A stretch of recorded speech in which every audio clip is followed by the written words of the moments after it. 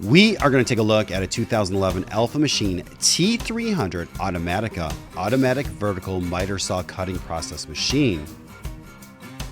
Please remember to hit the subscribe button, like, share, and turn on notifications to receive our latest videos as they drop.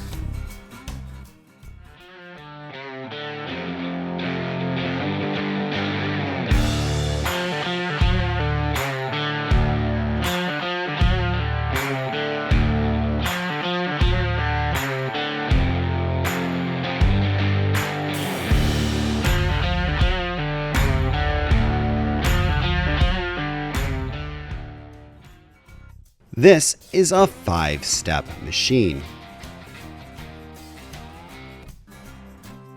Step number 1 is the vertical material feeder for cutting operations where the molding is easily stackable and minimal setup is required between changeovers.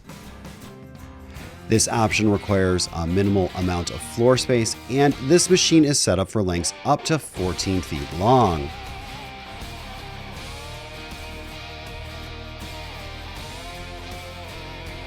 Step 2 is material loading, where material is automatically loaded to be cut from the feeder.